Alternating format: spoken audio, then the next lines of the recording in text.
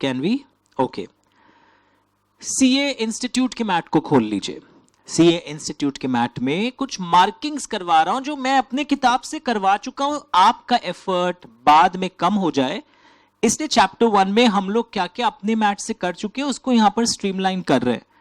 Nature, objective and scope of audit. As you can see CA institute के इस mat को खोल लीजिए जहां पर वॉल्यूम 1 होगा आई थिंक। एक मैट का तो नाम स्टैंडर्ड्स ऑन ऑडिटिंग है, don't open that. Another mat, video pause कर दीजिए अगर आप मैट शेल्फ से लेकर आ रहे हैं। ओके, अगर आपको याद हो उस दिन हम लोग डेफिनेशन पढ़े थे ऑडिट का, you remember?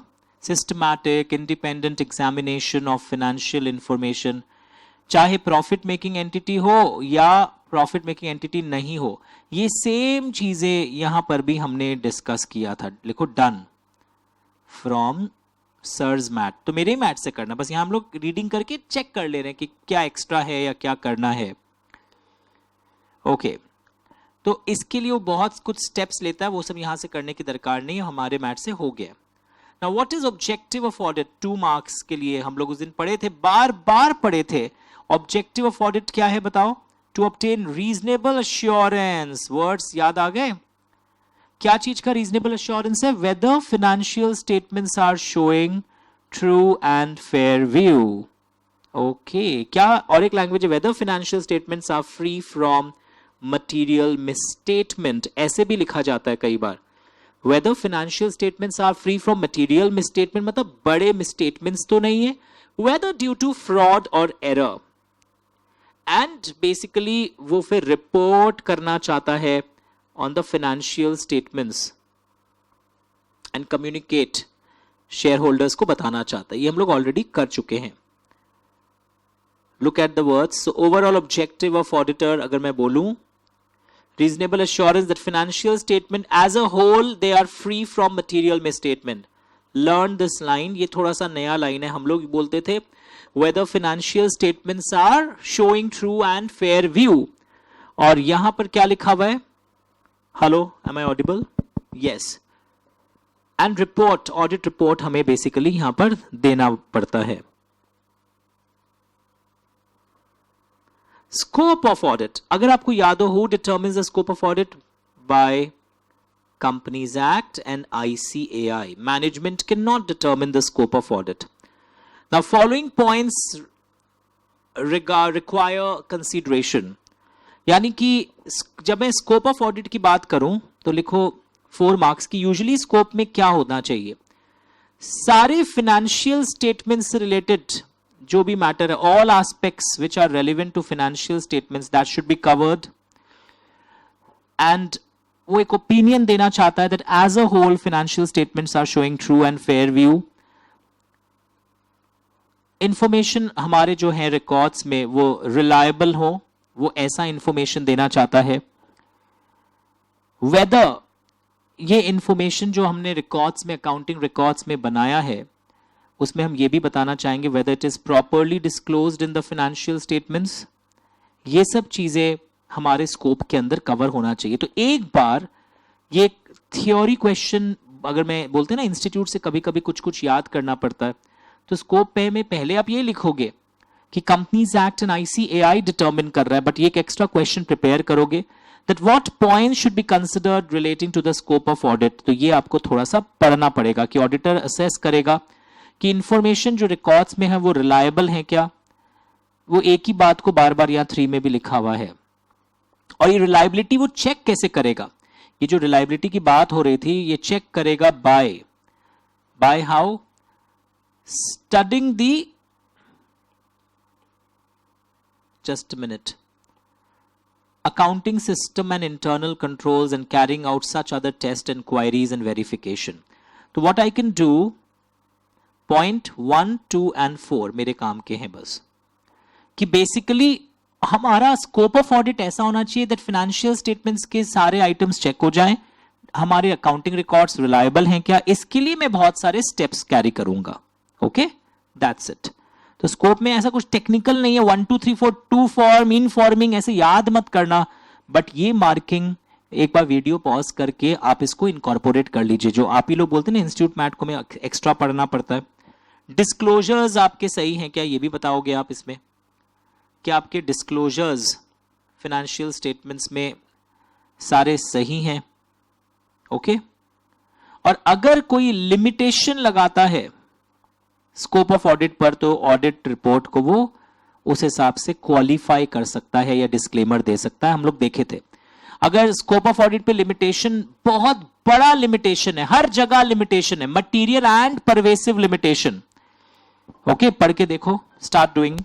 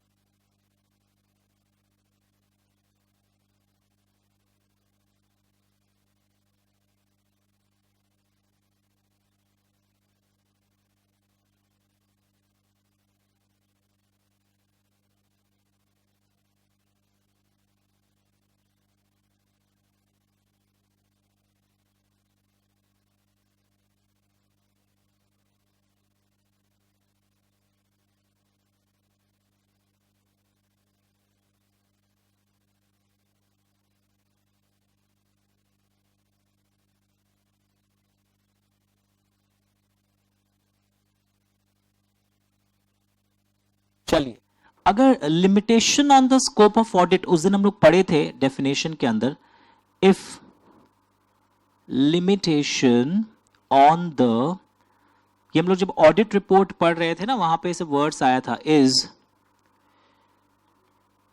Material and pervasive. तब तो मैं कैसा ओपिनियन देता हूं, अगर आपको याद हो, what type of opinion I give, disclaimer of opinion. मैं ओपिनियन एक्चुअली देने लायक पोजीशन में रहता नहीं हूं। एंड इफ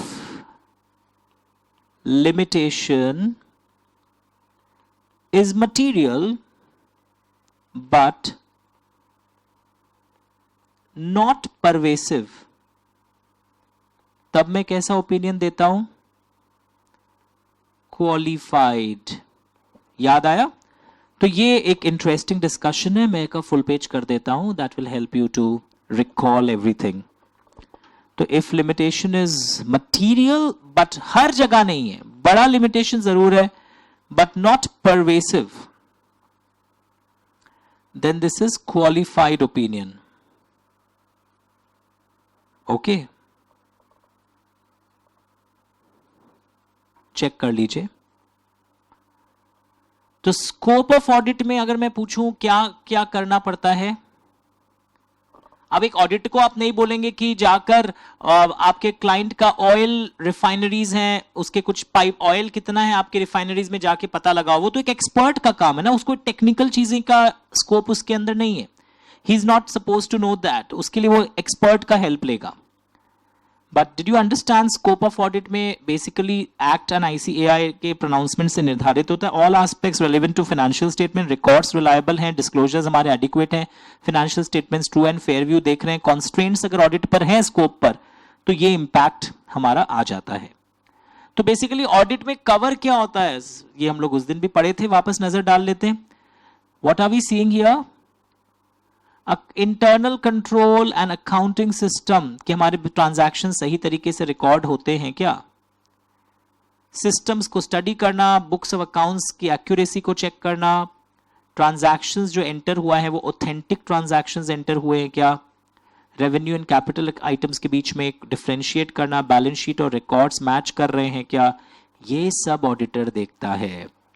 जो एसेट्स में लाइबिलिटीज एंड बैलेंस शीट में लाइबिलिटीज है वो आप ही के हैं क्या, सारे असर्शंस जो मैनेजमेंट फाइनेंशियल स्टेटमेंट्स में देता है ये सब ऑडिटर देखता है। तो ये सब रीडिंग कैटेगरी के हैं जो मैंने अभी आपको रीड कर दिया ताकि आपको अकेले में डरना ना पड़े।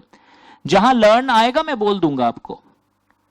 ये देखिए सारी चीजें, मतलब जो हम लोग इतने क्लासेस में पढ़े हैं उसी को थोड़ा यहाँ पे सजा दिया। फाइनली एक रिपोर्ट हम लोग देते हैं जिसका नाम है ऑडिट रिपोर्ट।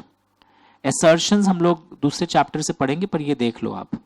ओके, तो अगर कोई फ्रेंड पूछता that what is easy paper दे दे, aspects to be covered in account audit, तो हम कंपनी के accounting system, internal control related to financial reporting, बहुत कुछ यहाँ पर स्टडी करते हैं। रिकॉर्ड्स को PL and balance sheet match तो कर रहे हैं रिकॉर्ड से, एक्यूरेसी, एसेट्स लाइबिलिटीज हमारे ही है ना, बहुत कुछ चेक करते हुए फाइनली एक रिपोर्ट देते हैं।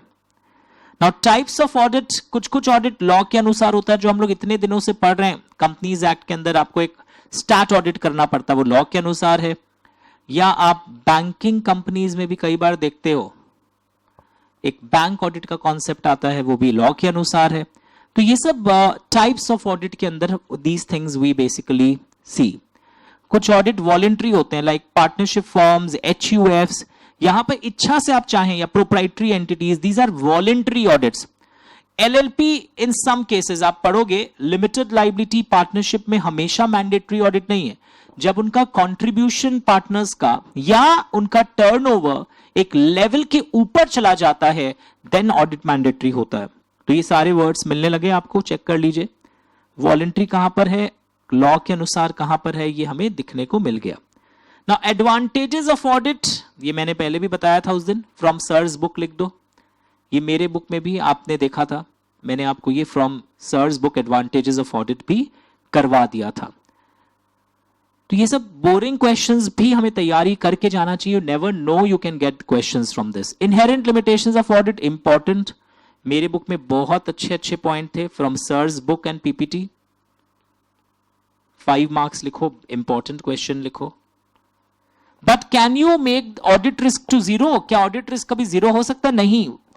ओके, तो एग्जाम में कमेंट आ गया, देखते हैं। Auditor can not reduce audit risk to zero because why? there are inherent limitations of audit, और inherent limitations इस कारण से होते हैं। तो ये सब चीजें बुक की भी नजर डाली हुई होनी चाहिए, ताकि वो जो sentences true false objective questions में आते हैं, वो इन्हीं में से जो मेरे मार्किंग्स हैं वहां से रिफ्लेक्ट होंगे। तो you must have seen from sir's book लिखा 5 marks. So I am not reading this, मेरे पास ज्यादा कलेक्शंस थे पॉइंट्स के, तो do that point. Okay okay, फिर यहां पर एक क्वेश्चन भी था जो मेरे बुक में भी आया था, लिखो डू, 4 मार्क्स के लिए आ सकता है। पढ़ के देखिए, स्टार्ट रीडिंग। कि कोई क्लाइंट बोल रहा है मेरे को ना एब्सोल्यूट एश्योरेंस चाहिए, आप लोग कोशिश करिए, तो आप उसको बताओगे संभव नहीं है because of inherent limitations of audit evidence, जिसमें से one of the inherent limitation हमारी एविडेंस परसुएसिव नेचर की होती है रादर दैन कंक्लूसिव। अंडरस्टूड? तो हमारे जो भी एविडेंस के नेचर हैं वो परसुएसिव नेचर का होता है रादर दैन कंक्लूसिव। तो ये संभव नहीं है। 4 मार्क्स लिखा आपने जरूर से इस क्वेश्चन पर। पेज नंबर्स अगर चेंज भी हो तो सिमिलर टाइप ऑफ चीजें यहां कहां मिलेगी। तो इनहेरेंट लिमिटेशंस ऑफ ऑडिट कोई घुमा के पूछ लिया यहां पर। उसी तरह एक नेक्स्ट क्वेश्चन है, दिस इज क्वेश्चन 2, एक इलस्ट्रेशन 3 बोल के भी होगा। ऑडिट के बाद कई मिसस्टेटमेंट्स मिला है कि फ्रॉड हुआ था, तो मैनेजमेंट आरोप लगाता है कि ऑडिटर ने काम ठीक से नहीं किया। तो इसमें ये एक बात हमेशा समझ के रखो कि सिर्फ ये ग्राउंड पर कि बाद में कोई फ्रॉड वाले मिसस्टेटमेंट्स मिले हैं, it does not itself indicate that the failure has taken place. कई कारण और भी हो सकते हैं। तो subsequent discovery of a material misstatement does not by itself indicate that fraud has taken place. Moreover, देखोगे आप एक चीज, inherent limitations of audit are not a justification कि देखिए हम मेरा तो क्या करें, मतलब दोनों ही चीज है। और हर चीज में ये भी नहीं बोल सकते देखिए कुछ गलतियां तो होंगी, that you cannot take that plea. Okay?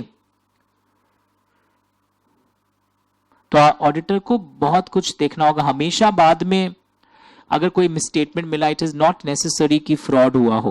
Okay, मतलब कि ऑडिटर ने ठीक से काम नहीं किया, ये ग्राउंड नहीं हो सकता। तो लिखो ये क्वेश्चन 3 मार्क्स, ये मेरे बुक में भी पीछे में था, मैंने बोला था बाद में कराऊंगा इसी टाइप के questions. Now how auditing is related with law, how audit is related with FM, ऐसे करके बहुत सारे टॉपिक्स थे। बिहेवियरल साइंस, स्टैटिस्टिक्स का नॉलेज ऑडिटर को क्यों चाहिए, कोई बताओ?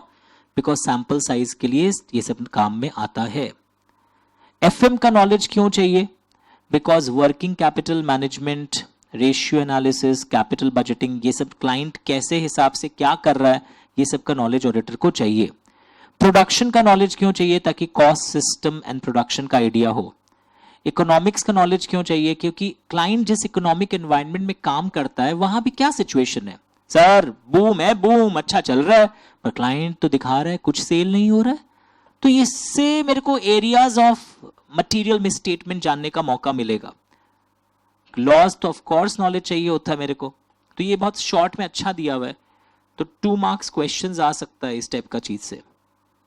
ह्यूमन बिहेवियरल साइंस का भी ऑडिटर को आइडिया होना चाहिए, बिकॉज आप लोगों से इंक्वायरी करते हैं, स्टेटमेंट्स लेते हैं एविडेंस गैदर करने का, तो this behavioural science is very much important for auditor, ताकि वो टेक्निक और आर्ट सीखता है कि किस तरह लोगों से मैं इंक्वायरी करके इंफॉर्मेशन एक्सट्रैक्ट कर सकूं। तो ये सारी चीजें हम लोग, इसी को यहां पर बड़ा बड़ा करके भी दिया हुआ है, लंबा लिस्ट आपको दिख रहा होगा, तो लिखो सर्स बुक, लिख देना follow sir's book, follow sir's book, यहां पे आप लिख दीजिएगा, कहां गया, फॉलो माई नोट्स, क्योंकि उसमें ब्लैक भी किए हुए पॉइंट्स जो मैंने अपने किताब से पढ़ाया था, या आप वो वीडियो अगर नहीं देखे, so follow my notes, very good. उसके बाद यहां पर एक एक्स्ट्रा चीज देखोगे, international auditing and assurance standard board, language मिला? ये किसने सेट किया था? इंटरनेशनल फेडरेशन ऑफ अकाउंटेंट्स 1977 में वो आईएफएससी बोर्ड सेट किए थे, international auditing and assurance standards board, understood? ये सेट किया गया था यहां पर। तो ये international auditing and assurance standard board ये बहुत गाइड करता रहता है पब्लिक इंटरेस्ट में, ताकि high quality auditing standards world में सेट हो सके। तो ये 2 मार्क्स के लिए कि what is the main duty of international and auditing and assurance standards board, ये एग्जाम में आ सकता है। And our ICAI institute of chartered accountants India is a member of the IFAC. Now what is IFAC? यहां देखो full form आया था, the International Federation of Accountants. मैं लिख देता हूं यहां पर, International Federation of Accountants, International Federation। तो आज के क्लास में हम लोग पुरानी चीजों को ही थोड़ा सा कवर अप कर रहे हैं, ऑफ अकाउंटेंट्स। तो auditing and assurance standard board India में क्या करती रहती है लोग, रिसर्च वर्क कि अभी जो हमारी ऑडिटिंग प्रैक्टिसेस चल रही हैं इनमें क्या चेंज लाना चाहिए और कैसे अच्छे स्टैंडर्ड्स बनाने चाहिए, ताकि हमारा ICAI इसमें चेंजेस ला सके। तो IFAC का मेंबर है ICAI, और ICAI ने एक बोर्ड बनाया था, auditing and assurance standard board, जो इंडिया में एग्जिस्टिंग ऑडिट प्रैक्टिसेस को रिव्यू कर रहे हैं। ओके, यही यहां पर नीचे फिर से लिखा हुआ था। तो अब आप देखोगे आने वाले क्लासेस में, या किसी का अगर हो गया है, इस टाइप से बहुत सारे स्टैंडर्ड्स ले डाउन किए गए हैं। Standards on auditing, historical financial information में जब ऑडिटिंग होता है तो वहां ऑडिटिंग कैसे होता है उसके ऊपर है, स्टैंडर्ड्स ऑन ऑडिटिंग ऐसे बोलते हैं। SRE ये रिव्यू, ऑडिट नहीं बोला मैंने, review of historical financial information में अप्लाई होता है। तुमने सुना है जो लिस्टेड कंपनीज होती हैं उनका क्वार्टरली फाइनेंशियल स्टेटमेंट्स आपको सेबी को जमा देना पड़ता है, स्टॉक एक्सचेंज को जमा देना पड़ता है, तो वो उसमें एक लिमिटेड रिव्यू चार्टर्ड अकाउंटेंट के द्वारा करवाना पड़ता है। इट्स नॉट ऑडिट, वहां जो प्रोसीड्यूर्स अप्लाई होते हैं वो कंपैरेटिवली लेस और नैरोअर होते हैं। ऑडिटिंग तो बहुत एक्सटेंसिव, आप देखते हो बहुत कुछ किया जाता है, फिर लिखते हैं financial statements are showing true and fair view. Review में एक chartered accountant does only 2 main steps, inquiry and analytical review. I am assuming you know these words, मैंने कई बार लास्ट 4-5 क्लास से करवाए हैं। इनको यूज करके ये लिखता है that we don't feel that it is not showing true and fair view. Sir वापस बोलिए, मैं वहां लैंग्वेज ऐसी होती है that based on our review procedures like inquiry and analytical review, we don't feel that financial statements are not showing true and fair view. मतलब हमारी नजर में कुछ ऐसा नहीं आया कि हम ये बोल दें कि ये ट्रू एंड फेयर व्यू नहीं दिखा रहा है, तो हमारा बताइए यहां लेवल ऑफ एश्योरेंस लेस होगा, नैरो होगा। वैसे ही standard on assurance engagements, language देखो SAE, इसमें क्या होता है, जो projected and forecasted financial statements होता है जो CA लोग देते हैं ना, projected and forecasted financial statements जो CA लोग की तरफ से आता है, उसमें कैसा लैंग्वेज यूज होना चाहिए कि लोग ये ना सोचें कि आपने गारंटी कर दी है कि ये तो अच्छा होगा ही। That is SAE। And last, मैं वापस समझाऊंगा, अभी सिर्फ लिखवा रहा हूं, SRS कि CA लोग यहां पे ऑडिट नहीं करते, यहां पर प्रोसीड्यूर्स एक CA कैरी करता है। एग्जाम्पल, आपके कंपनी के लिए वो कोई डेटर्स बैलेंस सारे इकट्ठा कर रहा है या कोई चीज का पता कर रहा है कोई डेटा को लेकर, तो this is SRS, standards on related services. कहां लिखा हुआ, ये सारे फुल फॉर्म्स दिखा दूंगा आपको। ऑडिट एंड रिव्यू का डिफरेंस दिया है 2 मार्क्स के लिए। एंड यहां पर फुल फॉर्म भी है, 2 ऐसे के नंबर दिए नॉलेज के लिए। अग्रीड अपॉन प्रोसीड्यूर्स का एग्जाम्पल दिया है। Wait I will do it, don't get tense. SRS का full form standards on related services. ओ यहां पर है, देखो फुल फॉर्म आ गया इधर पर, standards on related services, standards on assurance engagements, standards on review. एक SQC1 भी होता है, start observing. So whenever we carry out independent audit, these standards must be implemented. कोई भी external audit के दौरान ये सब implement होना चाहिए। मैं full page करता हूं, अब मैं समझाऊंगा। अभी तक मैंने आपको सिर्फ मार्क करवाया था ये जोन, I'll explain also, हाँ, don't worry. Start observing everyone.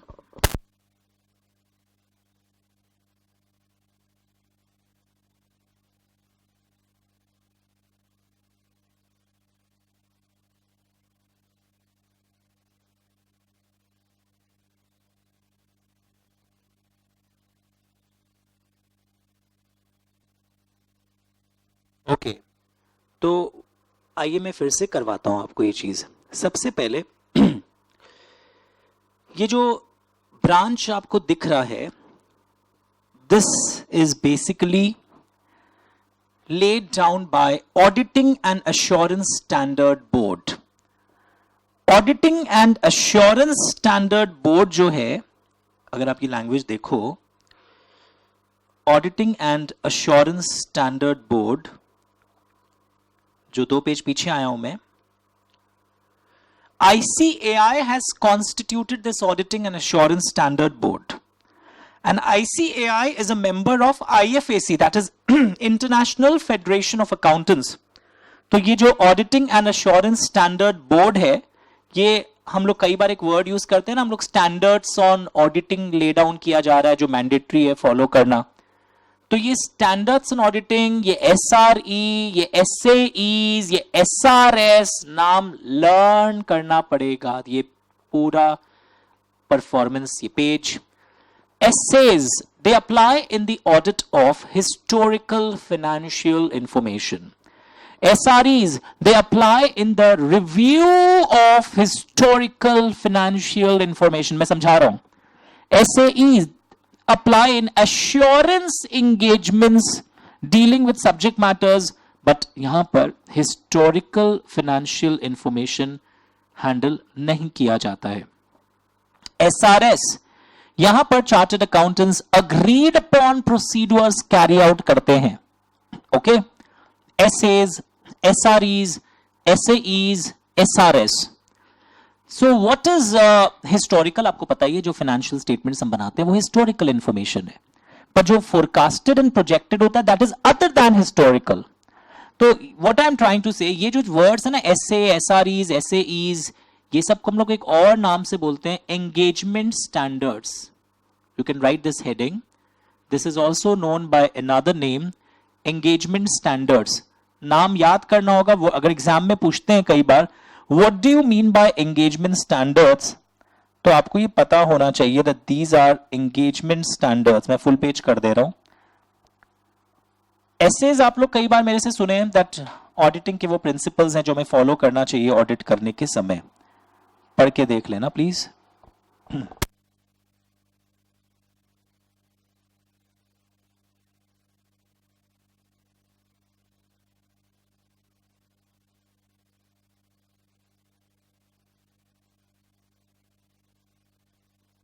Start reading. Essays, SREs, SAEs and SRS. सारे शब्द क्लियर हो गए.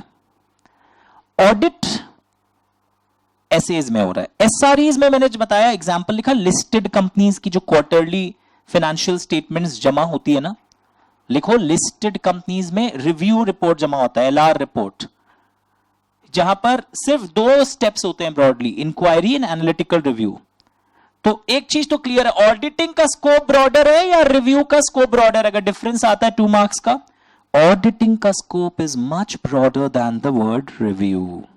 यस, बहुत सारे डिटेल्ड स्टेप्स होते हैं ऑडिटिंग में.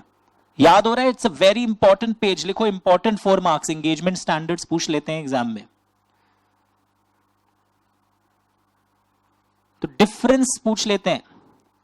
एसआरएस में क्या होता है, कुछ स्टेप्स ऑडिटर नहीं, चार्टर्ड अकाउंटेंट एंड क्लाइंट मिलकर कुछ स्टेप्स लेते हैं, और वो स्टेप्स जो लेते हैं चार्टर्ड अकाउंटेंट एंड क्लाइंट मिलकर, वो एसआरएस के नाम से जाना जाता है. Agreed upon procedures. या और कई काम करते हैं यहां पर. कंपाइलेशन का काम आपके फॉरेन ब्रांच का अकाउंट्स बना देगा वो सीए के रूप में. यहां वो ऑडिटिंग का काम नहीं कर रहा है. कंपाइलेशन एंड अग्रीड अपॉन में ही इज नॉट एन ऑडिटर. पर यहां पर आप देख रहे हो 4 टाइप के एस से रिलेटेड वर्ड्स हैं. ये वर्ड्स लर्न करना होगा. Learn, agreed upon procedures, number 1 related services बोलते हैं इसको. इसके फुल फॉर्म कहां आए थे? ये रहे इसके फुल फॉर्म, ध्यान से देखो. और ये SQC, standards for quality control भी होता है एक. 5 नाम हो गया देखो, 1 2, और ये आपका एसए 3 4 5, और ये रेंजेस दिया हुआ है. इतना से इतना में जनरल ज्ञान है. ये रेंजेस आप पढ़ते पढ़ते सीखोगे ऑडिट के क्लास में. 5 टाइप के framework for engagement when you do any type of audit or any type of engagement. Standards for quality control, standards on review, standard on assurance, standards on related services. सारे दिख रहे हैं आपको? Check कर लीजिएगा please, पढ़ के देखो.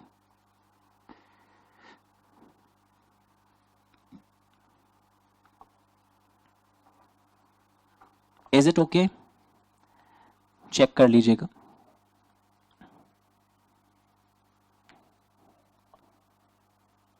हटा दो. Very good. तो बेसिकली ये जो पेज है ना, इसकी जस्ट बाद में कि जब भी हम कोई टेस्ट फंक्शन करेंगे हमें ये स्टैंडर्ड्स फॉलो करना चाहिए. और अगर हम नहीं फॉलो करते हैं कई बार ये स्टैंडर्ड्स जो अभी उस पेज ब्रांच में देखा था, तो हमें रीजन बताना पड़ता है that why I could not follow these standards. वरना ये स्टैंडर्ड्स सारे के सारे स्टैंडर्ड्स मैंडेटरी हैं. रीजंस बताइए क्यों नहीं फॉलो कर पाए. Okay. CA institute time to time guidance notes भी इशू करता है. आप लोग ये वर्ड सुने हैं कभी? एंड कई बार एक वर्ड आता है स्टेटमेंट्स बोलकर भी, on number of matters. Statements जो आते हैं इंस्टीट्यूट के द्वारा, कई स्टेटमेंट्स रिलीज होते हैं, दे आर मैंडेटरी. ओके. तो ये स्टेटमेंट्स जो सीए इंस्टीट्यूट कई बार ले डाउन करता है, दे आर मैंडेटरी। ये स्टेटमेंट्स फाइनेंशियल स्टेटमेंट्स से रिलेटेड मैटर्स को लेकर ही होते हैं कि किस तरह कई अकाउंटिंग मैटर्स जो फाइनेंशियल स्टेटमेंट में कैसे बनने चाहिए, क्या रिफ्लेक्ट होने चाहिए।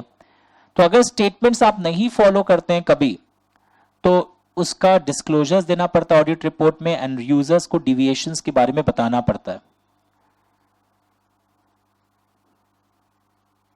To ensure the statements accounting matters से रिलेटेड भी होते हैं, स्टेटमेंट्स ऑडिट मैटर्स से भी रिलेटेड होते हैं, तो हमें उसके डिविएशंस की तरफ नजर ले जाना पड़ता है। गाइडेंस नोट्स क्या होता है? जब कोई मैटर को लेकर कंफ्यूजन होता है तो मेंबर्स को बेसिकली वहां पर गाइडेंस दिया जाता है to members on matters which may arise in professional work. Guidance notes are recommendatory in nature. Members should ordinarily follow recommendations in a guidance note. Guidance notes recommendatory nature के होते हैं, याद रखिएगा। मेंबर को follow करना अच्छा बात होता है, बट कुछ कुछ गाइडेंस नोट्स कंपल्सरी नेचर के भी होते हैं। तो ये 2 मार्क्स का क्वेश्चंस एग्जाम में आ जाता है, 2 मार्क्स, 2 मार्क्स, स्टेटमेंट्स भी 2 marks, statements and guidance notes के ऊपर क्वेश्चंस आ जाते हैं। मैं 10 सेकंड वेट कर रहा हूं, मार्किंग लीजिए, मैं फिर बताऊंगा। There are few guidance notes which have been specifically, few are mandatory, few G notes are mandatory. तो एग्जाम में 2-2 मार्क्स के क्वेश्चन आ जाते हैं, मैं इसी पेज में लिख देता हूं, few guidance notes are mandatory. Guidance notes क्या चीज को लेकर है, स्टेटमेंट्स क्या चीज को लेकर है। तो स्टेटमेंट्स जो है ना, अगर स्टेटमेंट्स गाइडेंस नोट्स कौन से मैंडेटरी हैं, तो आपको याद रखना देयर आर सम स्टेटमेंट्स जो हैं वो अकाउंटिंग मैटर्स से रिलेटेड भी होते हैं, इंस्टीट्यूट के द्वारा रिलीज किए हुए रहते हैं, जो हमें फाइनेंशियल स्टेटमेंट्स से रिलेटेड मैटर के बताते हैं। एंड स्टेटमेंट्स जो हैं वो ऑडिटिंग मैटर्स से रिलेटेड भी कई बार होते हैं। स्टेटमेंट अकाउंटिंग मैटर्स से रिलेटेड भी होते हैं, स्टेटमेंट्स ऑडिटिंग मैटर्स से रिलेटेड भी होते हैं। Is it fine? Statements accounting matters से रिलेटेड भी होते हैं, स्टेटमेंट्स ऑडिटिंग मैटर्स से रिलेटेड भी होते हैं। फॉलो करना कंपल्सरी है, और अगर कभी नहीं फॉलो होता है तो ऑडिट रिपोर्ट में डिस्क्लोजर्स हमें देना पड़ता है, रीजंस फॉर डिविएशंस भी हमें समझाना पड़ता है। बट गाइडेंस नोट्स आर रेकमेंडेटरी, इनको फॉलो करना मैंडेटरी नहीं है। कोई मैटर अगर प्रोफेशनल वर्क में आता है कि इस चीज को कैसे हैंडल करना चाहिए, सीए लोग को कोई प्रोफेशनल वर्क से रिलेटेड कई चीजों में गाइडेंस दिया जाता है यहां पर। तो a very famous question in the exam hall, listen to me, that statements, standards, guidance notes कौन सा मैंडेटरी है और कौन सा मैंडेटरी नहीं है। तो स्टैंडर्ड्स मैंडेटरी है, statements related to accounting matters, statement related to auditing matters, एक एरो बना लोगे बुक में होमवर्क के रूप में, they are also mandatory. If not followed, we have to draw, यहाँ जाओ, हाँ, if not followed, we have to draw attention to the users. Guidance notes are providing guidance to the members that in professional work, if they face any issues, they can follow that. Guidance notes are also recommendatory in nature. Guidance notes जो हैं वो recommendatory हैं, but कुछ guidance notes mandatory है। Statements सारे mandatory होते हैं, वो accounting as well as auditing matters से रिलेटेड सीए इंस्टीट्यूट इशू करता है और इसे फॉलो करना चाहिए, और नहीं फॉलो करने से रीजंस लोगों के नजर में लाना पड़ता है। Okay, now qualities of auditor general ज्ञान था, elements of system of quality control, ये सब दिख रहा है। ये लिखो एसए 220 सेपरेट क्लास, चैप्टर 1 में ऐसे 220 है, ये सेपरेट क्लास पर ये पेस्ट है, ऐसे 220। Okay, now ethics related to audit, ये मैंने सेकंड क्लास में करवाया था, that these are principles like integrity, objectivity, professional competence, confidentiality, professional behaviour, हम लोग इसको OIPCC के नाम से जानते थे। प्रिंसिपल्स ऑफ एथिक्स हेडिंग दे दो, principles of ethics to be followed by auditor. In second or third class we have done principles of ethics to be followed by auditor. These are few principles of ethics to be followed by auditor. लिखो from sir's notes, जो मेरे initial notes थे वहां से ये हुआ हुआ है, principles of ethics to be followed by auditor. फिर एक कॉन्सेप्ट इंडिपेंडेंस, मैंने क्या पढ़ाया था आपको बहुत अच्छे से, फ्रॉम सर्स नोट्स लिख दीजिएगा, इंडिपेंडेंस फ्रॉम सर्स नोट्स. ऊपर क्या था वापस दिखाऊं, ये रहा, principles of ethics to be followed by auditor from sir's notes. Independence from sir's notes. Okay good, ये सारे मेरे नोट्स से मैंने आपको करवाए थे. Threats to independence sir's notes, ये सारे हो गए. Safeguards to independence sir's notes, तो मैं वेट कर रहा हूं. Safeguards to independence sir's notes, threats to independence sir's notes, मतलब माई बुक.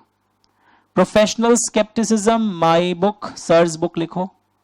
तो अब यहां से नहीं पढ़ोगे तो भी चलेगा, बट एटलीस्ट मैंने जो लोग बोलते हैं, जो रैंक होल्डर्स अपने इंटरव्यू में बोलते हैं, institutes math must be red, Kinjal Ajmera भी पढ़ी थी, इसी तरीके से जैसे आप वीडियो में कर रहे हैं, हमने वहां पे भी सारे अंश दिखा दिए थे कि ये हमने कर लिए. ओके, क्वेश्चन पढ़ो, ये अच्छा क्वेश्चन है, मैं वेट करूंगा. उसके बाद एक मिनट बिफोर आई फॉरगेट, यहां पे लिखो SQC1 sir's notes, it will be done. कई लोग के अभी SQC1 हुआ नहीं है तो लिख लीजिएगा, हाँ, it will be done as per my notes. ये सब जो नेक्स्ट आपको पेज दिख रहे हैं ये मेरे नोट्स के अनुसार होंगे. मैं एक वर्ड दिखा दूं, ये प्रोफेशनल स्केप्टिसिज्म लिखा सर्स बुक. ये होमवर्क लिख लो, बहुत सिंपल है वैसे. क्या प्रोफेशनल स्केप्टिसिज्म प्लानिंग स्टेज में चाहिए? अरे हर स्टेज में चाहिए, during the entire process of audit. Not only required at planning stage, rather it is required during the entire course of audit चाहिए होता है. आपको लग रहा है सिर्फ प्लानिंग स्टेज में चाहिए, नो, पूरे ऑडिट के स्टेज में बहुत बार प्रोफेशनल स्केप्टिसिज्म चाहिए. Remember this. यहां पे लिखो SQC1 शुरू हो रहा है इन पेजेस से, मेरे नोट से, मेरे उस बुक से करना आपको SQC1, यहां से मत करना, उतना अच्छा नहीं दिया हुआ. Pre conditions for audit from sir's ऐसे 210 जब मैं करवा दूंगा, यहां से आप करोगे प्री कंडीशंस फॉर ऑडिट. इस पे स्पेशली लिख लेना, मार्क कर लो यहां भी, 4 marks. What are pre conditions from audit? Direct question, मैं हट जाता हूं सामने से, वहां से करवाऊंगा ऐसे 210 से, पर लिख लो pre conditions from audit from ऐसे 210 direct question. Preconditions for audit from essay 210 direct question लिखा. ये सब मेरे नोट से होंगे, मेरे नोट से होंगे. ये पूरा essay 210 हर पेज पे लिखोगे थोड़ा सा, ये सब पे लिखो essay 210 sirs notes लिख लीजिएगा. यहां जो अगर पैराग्राफ ऐसा कुछ दिख रहा हो, ये भी essay 210 से रिलेटेड है. ये सब सर्स नोट्स. तो ये मेरे 210 वाले एसेस जब मैं पढ़ाऊंगा उससे रिलेटेड है, तो ये वहां से आप करोगे. ऐसे 210 इंपॉर्टेंट लिख लेना है, मैं वहां भी मार्क करवाता हूं ये चीज, पर बाय चांस आप इंस्टीट्यूट मैट के पन्नों को पलट रहे हो तो यहां पर भी लिखना आपका जरूरी था, इंपॉर्टेंट. ऐसे 210 इंपॉर्टेंट होमवर्क लिखना. ऐसे ये 220 नाम का एक ऐसे करवाऊंगा, वहां से होगा ऐसे 220, SA 220 लिख लीजिए वापस, SA 220 नहीं लिखा, देखो वापस देखो, सुरेश चंद्रा एंड कंपनी बोल के लिखा हुआ. Now test your knowledge, very very important, 2 marks each. इसमें से अभी मत करना, डू आफ्टर 15 क्लासेस और होने के बाद फिर भी अभी इसमें सारे नहीं हुए, बट बहुत सारी चीजें हमने यहां पर अभी नहीं भी की है। जैसे ये देखो 10, रोमन 10 पढ़ो, true false. The engagement standards refers to standards in auditing only, false. क्योंकि जब आज हमने एंगेजमेंट स्टैंडर्ड्स दिखाया था तो उसके अंदर हमने देखा था एसआरई भी कवर है, एसएई भी कवर है, एसआरएस भी कवर है एंड एसए भी कवर है। व्हेन आई से एंगेजमेंट स्टैंडर्ड्स, लोग सोचते हैं स्टैंडर्ड्स इन ऑडिटिंग, ये 3 भी एंगेजमेंट स्टैंडर्ड्स माने जाते हैं। सर एसक्यूसी वो अलग है, दैट इज क्वालिटी कंट्रोल वाला। तो as engagement standards only mean standards in auditing, this is a false statement. वैसे देखो हमने अभी तक जो कर लिया मैं उसको आपको मार्क करता हूं, आज ही आप घर में करोगे। 1 2 3, ये सब अभी बचा हुआ है। 5 6 मार्क करो। ये सब हम लोग ये ऐसे 210 से related, that's why I am not doing. पर ये जो बाकी जो मैंने 5 मार्क किए हैं ये हमारा हो गया है। तो लिखो must read the writing pattern of answer, must read the answer, क्योंकि 2-2 मार्क्स में कैसे क्रिस्प आंसर्स लिखा जाता है। For writing pattern, writing pattern के लिए आंसर्स लिखना बहुत जरूरी है। Must write the answers for writing pattern. Next देखिए प्लीज, ये भी ऐसे 210 एटसेट्रा, और ये सारे करने हैं आपको, ठीक है। ये ऑडिट एंड टैक्सेशन का नॉलेज, ऑडिट एंड अकाउंटिंग का नॉलेज, ये सब के ऊपर भी क्वेश्चंस आ गए। Relation between accounts and auditing बहुत इंपॉर्टेंट होता है। डायरेक्ट टैक्स एंड ऑडिट का भी नॉलेज होना चाहिए। तो इनडायरेक्टली ये जो होमवर्क मैंने दिया था ना, ये वो है, ये जो है ये टैक्स एंड ऑडिट का नॉलेज के ऊपर क्वेश्चन है, ये अकाउंट्स एंड ऑडिट के नॉलेज के ऊपर क्वेश्चन है। तो ये भी हो गया indirectly. And what is Roman 7, कि जो भी ऑडिट के दौरान कुछ डॉक्यूमेंट्स और रेडी होते हैं, पढ़ोगे आने वाले दिन में, 7 years from the date of audit report you must preserve it. जो भी, ये इंपॉर्टेंट लिख लेना, रोमन 7 को अभी हुआ नहीं है, पेंडिंग है, बट राइट इट इंपॉर्टेंट, कि 7 साल तक आपको ये प्रिजर्व करना पड़ता है। जो भी ऑडिटर अपने वर्किंग पेपर्स, रिकॉर्ड्स ऑडिटिंग के दौरान मेंटेन करता है, for 7 years from the date of audit report he must maintain for 7 years from the date of audit report. Remember this. Okay? तो ये ऑब्जेक्टिव क्वेश्चंस आप जरूर पढ़ोगे। सर ये बड़े बड़े क्वेश्चंस क्या है, यहां पर देखोगे बहुत सारे क्वेश्चंस ज्ञान के दिए हुए यहां पर। ये पढ़ो एक बार, क्वेश्चन 4, थ्रेट्स टू इंडिपेंडेंस। याद है कैसे याद किया था? फसी, familiarity threats, advocacy threats, self interest, self review, and एक आई से था इंटिमिडेशन थ्रेट। सारे एविडेंस हम हासिल क्यों नहीं कर पाते, उसके एग्जांपल्स मैंने बताए थे बहुत सारे। इनहेरेंट लिमिटेशंस ऑफ ऑडिट, ऐसे करके बहुत सारे पॉइंट्स और भी आए थे।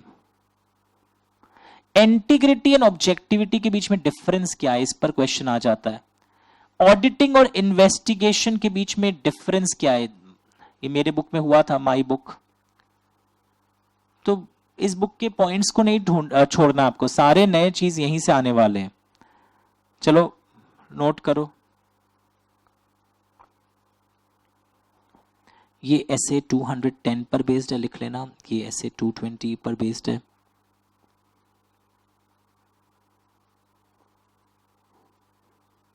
लिख लो। ये तो वो फस्सी वाला फैमिलियरिटी एडवोकेसी जो मैंने आपको पढ़ाया था।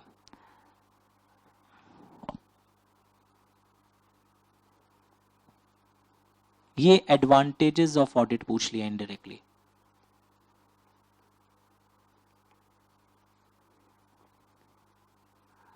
फुल पेज कर दूं, लिख लीजिए। और कुछ कुछ चीज जो अभी नहीं हो रहा है वो आने वाले टॉपिक्स में, फिर भी मैंने रेफरेंस आपके लिए ड्रॉ कर दिया है so that you don't face any problem. Start observing everyone. I'm waiting for some time. आप अच्छे से कर लीजिए इन चीजों को।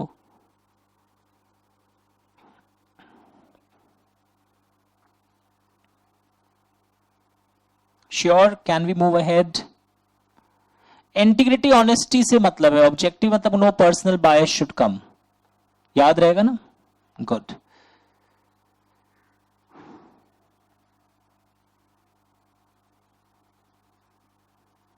Now this is a good question. इसमें आंसर्स के हिंट्स भी दिए हैं. ये जो क्वेश्चन है ना, ये इसमें आपको थोड़ा प्रिपरेशन करना पड़ेगा, स्पेशली दिस वन. क्वेश्चन 6, क्या आंसर्स दिया है क्वेश्चन 6 का, एक चेक कर लेते हैं. इन सम मैटर्स लिमिटेशन, हम मटेरियल मिसस्टेटमेंट डिटेक्ट नहीं कर पाते ऑडिटर. कब डिटेक्ट नहीं कर पाते हैं ऑडिटर मटेरियल मिसस्टेटमेंट्स? जब फ्रॉड मैनेजमेंट के द्वारा ही इस तरह डिजाइन किया रहता है, या जब रिलेटेड पार्टी ट्रांजैक्शंस होते हैं उसकी डिजाइनिंग बहुत अच्छी रहती है, या कई बार लॉ का नॉन कंप्लायंस डिटेक्ट नहीं कर पाता ऑडिटर, या कोई ऐसे फ्यूचर इवेंट्स जो बाद में हमारे गोइंग कंसर्न को हिला दे. तो ये लर्न कैटेगरी है, थ्योरी क्वेश्चन है बट घुमा के पूछा है. तो क्वेश्चन 6 एक बार मार्क करो, इंपॉर्टेंट लिखो, 4 मार्क्स. तो इसीलिए इंस्टीट्यूट मैथ से जो आपने कई बार बोलते हैं ना पेपर अलग आया है, दीज आर दोस क्वेश्चंस जो बुक के पीछे वाले जिनके आंसर्स दिए हुए, दे आर समटाइम आस्क्ड, जो ऐसे सिंपल है पर एक बार पढ़ा हुआ होना चाहिए था. Start reading everyone. ऑब्जर्व करना शुरू कर दीजिए. कहां दिया हुआ है सर, बताते हैं. मार्क करो. This question particularly, where are we? एक सेकंड. In certain, लिखो important लिखना, typical, 4 marks. कुछ मैटर्स में limitation on the auditor's ability to detect material misstatements are significant. पता नहीं लगा पाता ऑडिटर कुछ मैटर्स में. क्यों? फ्रॉड के केसेस में, रिलेटेड पार्टी ट्रांजैक्शंस में, ये सब में पता लगाना मुश्किल हो जाता है. नॉन कंप्लायंस विद लॉ, या फ्यूचर में कोई ऐसे इवेंट होंगे. अंडरस्टूड? तो लिखो important and typical. Must do. मेरे को फिर मत पूछना क्या इंपॉर्टेंट है, बुक से क्या पढ़ना चाहिए, सारे पढ़ाते जा रहा हूं. और जिनके आंसर्स लिखे हुए होते हैं उनको तो आप किसी भी कीमत पर छोड़ नहीं सकते. You have to do those question answers. Integrity and objectivity को समझा दिया फिर से इन्होंने आंसर्स में, जरूर पढ़ोगे आप. Okay, so in this particular, कहां गए हम लोग? Yes, in this particular clipping what did we do? We have basically done chapter 1 from ICAI math, क्योंकि मैंने बहुत सारे टॉपिक्स चैप्टर 1 के इनडायरेक्टली आपको करवा दिए थे. So I wanted to finish it of chapter 1 of your ICAI math. एक चीज बिफोर आई फॉरगेट एंड बाद में आप भी भूल जाएं, ये सेम चीजें मेरे बुक में भी थे. जैसे कि मैं अगर स्टैंडर्ड्स ऑन ऑडिटिंग देखूं, एक second, yes, standards on auditing मेरे बुक में पेज नंबर 2 में था, जो अभी आपने वहां पर देखा. जैसे standards on auditing, standards on review, standards on assurance, standards on related services. ये सारे क्या है भाई? सा, Shri, science, SRS. These are applicable on all external audit. Okay. पर यहां पर आप देखोगे ना, यहां पर रिलेटेड सर्विसेज में 2 टाइप का एग्जांपल्स इन्होंने दिया था. कंपाइलेशन, यहां पे हम ऑडिटिंग स्किल यूज नहीं करते हैं, काउंटिंग स्किल यूज करते हैं. एंड और एक है अग्रीड अपॉन प्रोसीड्यूर्स. जैसे मैं डेटर्स के बैलेंस को चेक करने के लिए क्लाइंट ने और अकाउंटेंट ने कुछ स्टेप्स डिसाइड किया है, यहाँ ऑडिटिंग नहीं हो रहा है. या आपके फॉरेन ब्रांच का अकाउंट्स में कंपाइल कर दूंगा, that is an accounting skill. ऊपर तीनों में आपका ऑडिटिंग स्किल या ओपिनियन थोड़े से एक्सप्रेस होते हैं. ये क्वालिटी कंट्रोल स्टैंडर्ड्स है. तो एंगेजमेंट स्टैंडर्ड्स यही 4 हैं. कई लोग सोचते हैं सिर्फ ऐसे is engagement standard, that is also wrong answer. Okay, उसके बाद हमने इसी क्लास में देखा था, वो जो चार्ट आपकी बुक में आपने देखे थे वो सब यहां पर भी आ रहा था. ये अदर देन ऑडिट और रिव्यू अश्योरेंस वाला जो था, एक हमने ये देखा था, projected and forecasted financial statements. ये रिलेटेड पार्टी नहीं, रिलेटेड सर्विसेज है। इसका वापस बताओ, दो टाइप के रिलेटेड सर्विसेज के एग्जांपल अभी पढ़े थे पिछले पेज में। अग्रीड अपॉन प्रोसीड्यूर्स, जहां एक अकाउंटेंट का स्किल चेक होता है, एंड और एक क्या है बताओ भाई, अभी पढ़े थे कंपाइलेशन, अकाउंटेंट कंपाइलेशन। तो यहां पर आपके अकाउंटिंग स्किल्स चेक होते हैं, रिमेंबर दिस, ओके। और एसक्यूसी में फर्म की रिस्पॉन्सिबिलिटी होती है कि वो एथिकली सब कुछ चलाए, प्रोसीड्यूर्स एंड पॉलिसीज को, वो वाले प्रोसीड्यूर्स यहां सेट होते हैं। तो मैं बार बार बोल रहा हूं, इंगेजमेंट स्टैंडर्ड्स 4 है, एसए, एसआरई, एसएई, दिख रहे सारे, और standards on related services, okay. तो ये अश्योरेंस सर्विसेज है, ये 4 तो 3 related services is not assurance, remember that. और यही सब चीजें फिर से यहां पर ज्ञान दिया हुआ रीडिंग कैटेगरी के लिए आपको। और स्टैंडर्ड्स एंड गाइडेंस नोट्स में से कौन से कंपलसरी हैं, कौन से कंपलसरी नहीं है, मेरे बुक में भी दिया हुआ था। कई स्टैंडर्ड्स अकाउंटिंग मैटर्स से रिलेटेड है, कई ऑडिटिंग मैटर्स से रिलेटेड है, बट हमें ये पता चल गया था। फुल पेज कर दीजिए, जब तक आप लिख लीजिए, सेम चीजें।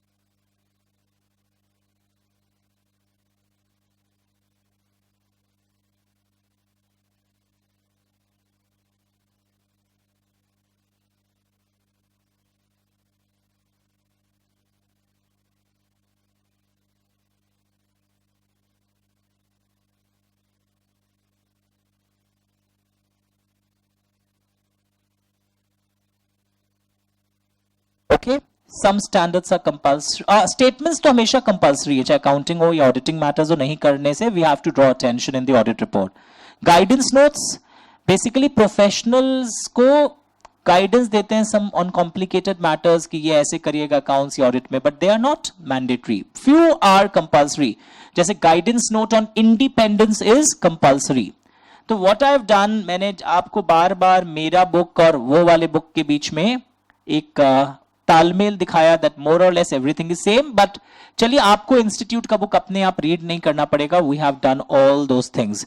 तो ये चैप्टर 1 ICAI मैट बोलकर था। थैंक यू सो मच, फिर मिलेंगे जल्दी, थैंक यू। रिवाइज जरूर कर लेना जब तक बाकी के चैप्टर्स।